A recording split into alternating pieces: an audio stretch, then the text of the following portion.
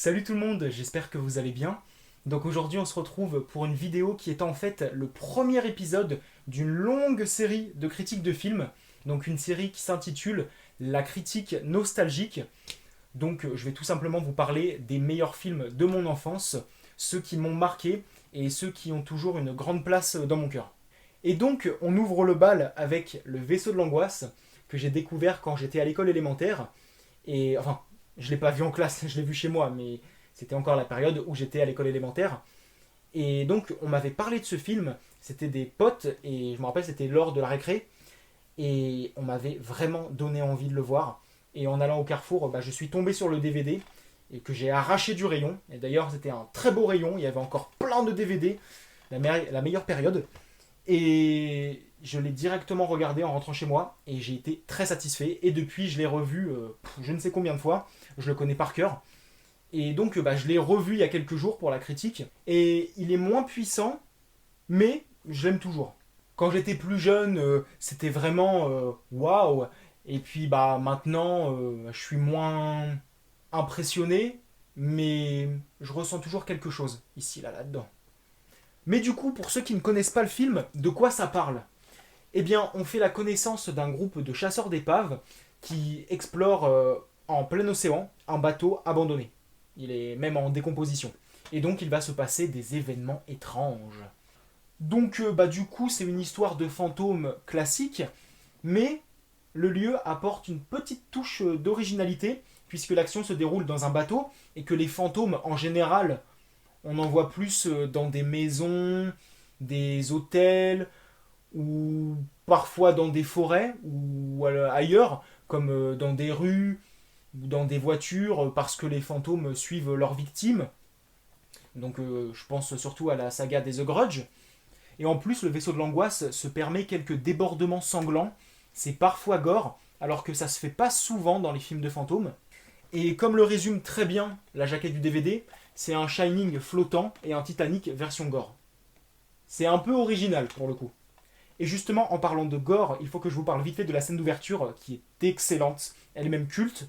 Donc c'est vraiment une des meilleures scènes d'horreur. C'est une des scènes les plus marquantes pour moi. Donc moi je la trouve trop stylée cette scène. Et d'ailleurs quand on me parle du film, c'est surtout cette partie-là qui est citée. Après, il y a un petit souci. C'est que le film démarre tellement fort que ce qui suit a du mal à rester au même niveau. En fait, le début fait de l'ombre au reste du film, et c'est un peu dommage. Alors après, je dis pas que c'est nul, c'est même très sympa, mais je pense que ça aurait pu être tout aussi marquant que la scène d'ouverture. Je pense que ça aurait pu être un peu plus poussé.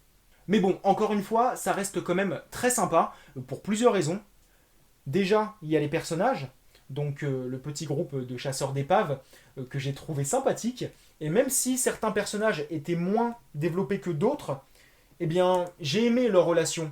J'ai aimé ce petit groupe. Il y avait vraiment une alchimie entre eux.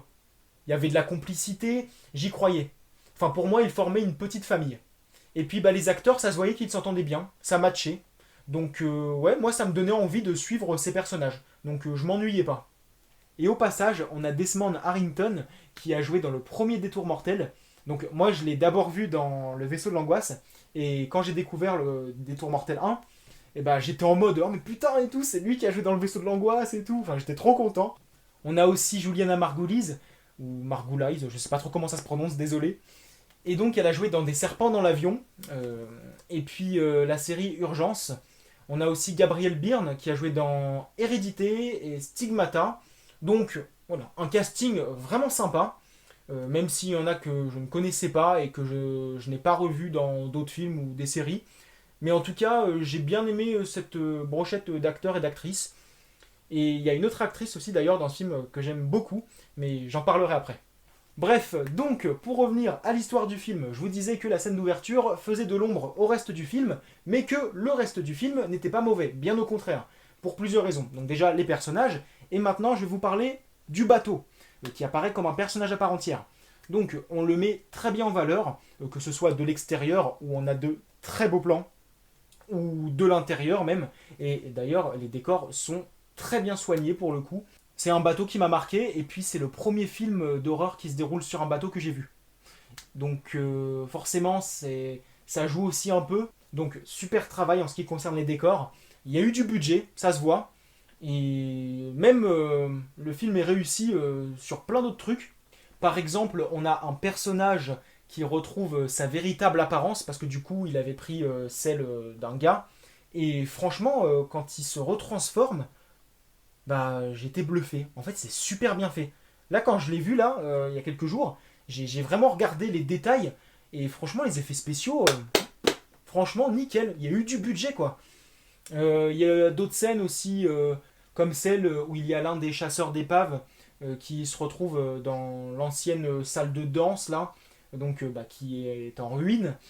Et justement, la pièce se transforme et elle redevient à nouveau neuve, belle, propre. Et c'était super bien fait.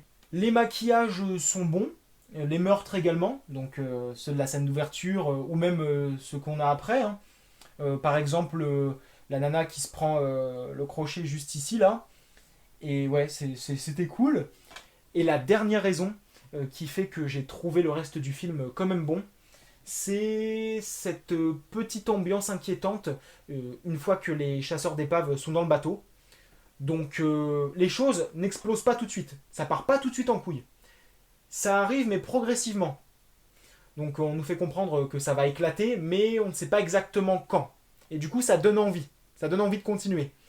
Donc il va se passer des petites choses pour pas qu'on s'ennuie bien évidemment. Mais voilà, on n'arrive pas tout de suite au sommet quoi. Par exemple, on a deux personnages qui trouvent des boîtes de conserve dans le bateau. Et du coup ils décident de voir comment c'est dedans. Et puis bon, ils trouvent que c'est comestible. Et arrivé là, on a des vers. Donc ils étaient en train de manger des vers. Et ouais non, c'était dégueulasse. Je m'y attendais pas du tout pour le coup. Et puis on a aussi quelques apparitions de fantômes. Donc je retiens surtout celle de la gamine, donc qui m'a marqué. Et clairement, ouais, quand j'étais gosse, quand je pensais aux histoires de fantômes, eh bien l'un des fantômes qui me venait en premier à l'esprit, eh bien c'était la gamine du vaisseau de l'angoisse, donc qui est jouée par Emily Browning, donc très bonne actrice, donc qui a joué dans Les Intrus, donc c'est le remake américain de Deux Sœurs. Et elle a aussi joué dans Sucker Punch, qui est cool, même si la fin m'a un peu déçu.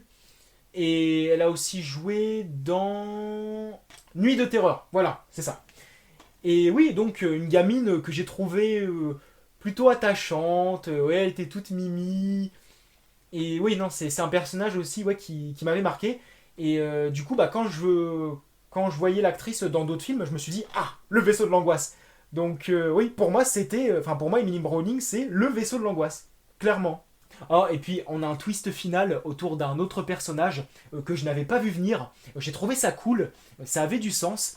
Et donc on nous balance cette révélation dans un flashback qui nous montre le sort des autres passagers du bateau. Un flashback du coup qui se déroule en 1962, comme la scène d'ouverture. Et du coup, ouais, un bon flashback réussi. J'ai bien aimé comment c'était filmé, comment c'était rythmé. Et puis la musique aussi, c'était classe. Et puis c'est un twist qui apporte un peu de relief à l'histoire. Je veux dire, on se contente pas uniquement d'un bateau hanté, mais non, il y a un petit truc derrière, mais bon, c'est pas un truc de ouf, hein. Mais ça reste sympa. Donc, pour conclure, c'est un film qui a fait date dans mon parcours de cinéphile. J'y suis très attaché, je l'ai vu gosse, et puis c'est une histoire de fantôme qui a sa petite originalité. Après, j'ai pas flippé devant ce film quand j'étais gosse, mais il reste quand même divertissant. Et puis, il aura au moins marqué le public avec sa scène d'ouverture, et rien que ça, c'est énorme. Donc, n'hésitez pas à me dire ce que vous avez pensé de ce film. Et puis, bah, pour ceux qui ne l'ont pas vu, j'espère que je vous ai donné envie de le voir, et j'ai hâte d'avoir vos avis.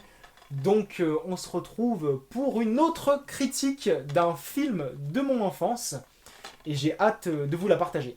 Voilà, donc je vous remercie d'avoir accordé du temps à ma vidéo, et puis on se retrouve bientôt. Salut!